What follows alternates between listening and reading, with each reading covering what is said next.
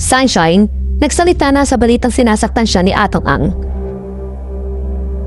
Marami ang nagulat sa biglang pagsasalita ni Sunshine Cruz tungkol sa umano'y dahilan ng hiwalay nila ng bildinaryo si Atong Ang. Sa gitna nga na kinakaharap ng kontrobersiya ni Atong Ang hinggil sa pagkakadawit niya sa kaso ng mga nawawalang sabongero, umugong ang balitang hiwalay na sila ni Sunshine. Matatandaan noong nakaraang taon, una naging usap-usapan na may relasyon sina Sunshine at Atong. Ito matapos sila maispatan na magkasama sa iba't ibang sabong event. Hanggang sa namataan pa si Sunshine at Atong na naghahalikan sa public.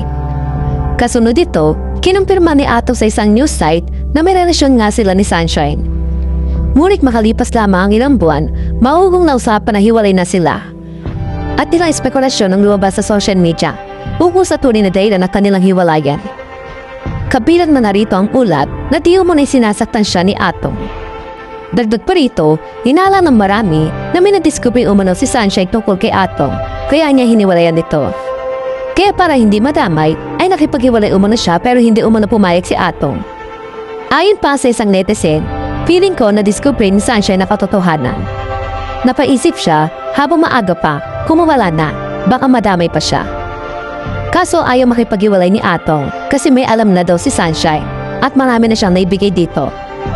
Dagdag pa ng isang netizen, baka nalaman na ni Sunshine yung totoong about sa, kaya nakipag-break na.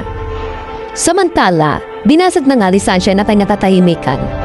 Sa isang Facebook post, ibinahagi ni Sunshine na isang kumakalat na balita na sinasaktan umano siya ni Atong. Makikita sa larawan na tila nag-interview siya kay Tito Boy Abunda kung saan namin yung sinasaktan siya ni Atong. Ngunit hindi umano nangyari ang interview. Kasunod dito ay mariin nga pinabulaanan ni Sunshine ng balita. Ayon pa sa kanya, mag-ingat at hindi dapat maniwala sa mga questionable site. Aniya, sharing misinformation is not advisable, especially if the news comes from a questionable site. Be vigilant, family and friends. Hindi naman kinumpirma o tinanggi ni Sunshine ang balitang hiwalay na nga sila ni Atong. Ngunit pinayuhan siya ng maraming netizen na makipaghiwalay o lumayo kay Atong Ang.